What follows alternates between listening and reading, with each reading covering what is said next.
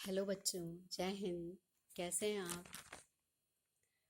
बच्चे? आज हम आपको चित्रित धूसर पात्र परंपरा की संस्कृति के विषय में बताएंगे। ऊपरी गंगा घाटी के पुरातत्व में चित्रित धूसर पात्र परंपरा का अत्यंत विशिष्ट स्थान है। प्रसिद्ध पुरातत्ववेत्ता डॉक्टर बीबी लाल ने जब इसका संबंध महाभारत के कथानक से जोड़ने का आग्रह किया, उस समय ऐसा प्रतीत हुआ कि भारतीय पुरातत्व एक जीवंत लोक है। ये डॉक्टर बीबी लाल का अथक प्रयास था। चित्रित धूसर पात्र परंपरा से संबंधित कई प्रमुख पुरास्थलों का उत्खनन अभी तक हो चुका है। इनमें विशेष रूप से उल्लेखनीय है हस्तिनापुर, हरियाणा के भगवानपुरा, अहिछत्रा, अतिरंजी खेड़ा, मथुरा, कौशाम्बी, पंजाब के रोपण और राजस्थान के उत्खननों के फलस्वरूप चित्रित पात्र परंपरा की संस्कृति के विषय में बहुत महत्वपूर्ण जानकारी प्राप्त हुई। इन महत्वपूर्ण पुरातात्विक स्थलों से प्राप्त पुरावशेषों के आधार पर चित्रित धूसर पात्र परंपरा की संस्कृति के विषय में जानकारी मिली, जो बहुत ही महत्वपूर्ण है। अब यहाँ से प्राप्त लौह उपकरण के विषय में आप ध्यान दें।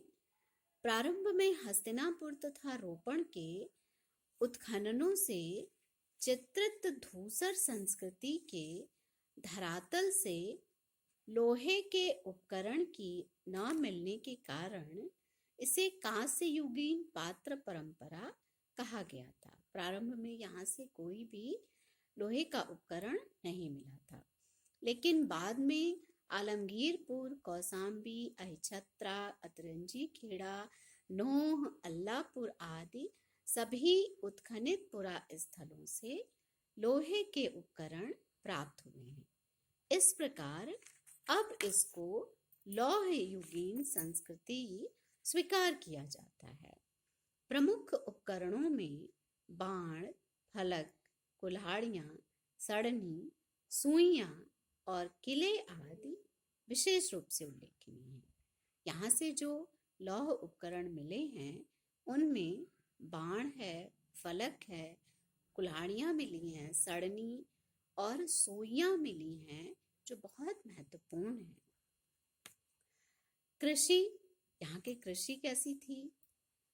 चित्रित धूसर पात्र परंपरा के निर्माताओं का आर्थिक जीवन मुख्यतः कृषि पर आधारित था।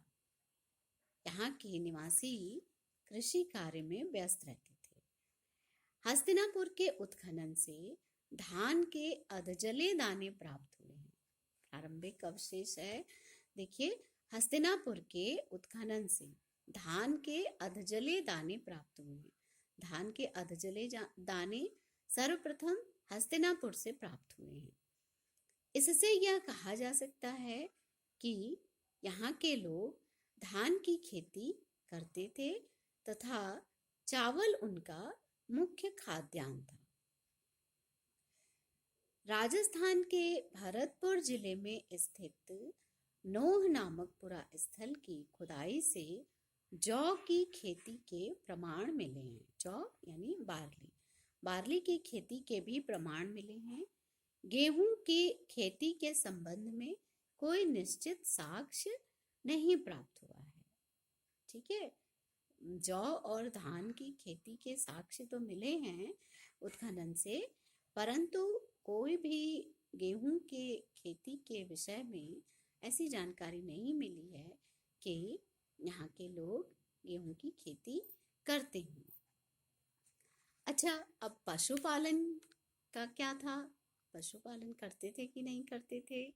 तो चित्रित धूसर पात्र परंपरा के लोग गाय व बैल के अतिरिक्त, गाय और बैल के अतिरिक्त घोड़े को भी पालते थे, क्योंकि हस्तिनापुर के उत्खनन से पालतू घोड़ों की हड्डियां मिली हैं। पालतू पशुओं का महत्व कृषि कार्यों के अतिरिक्त दूध तथा मांस के लिए भी होता था। गाय और घोड़ों के जो साक्ष्य मिले हैं, उनसे यह स्पष्ट होता है कि कृषि कार्य के अतिरिक्त ये लोग मांस तथा दूध के लिए भी पशुपालन करते थे। तो आज के लिए इतना ही। अब इसका सेकंड पार्ट मैं फिर आपको बताऊंगी। धन्यवाद। जय हिंद।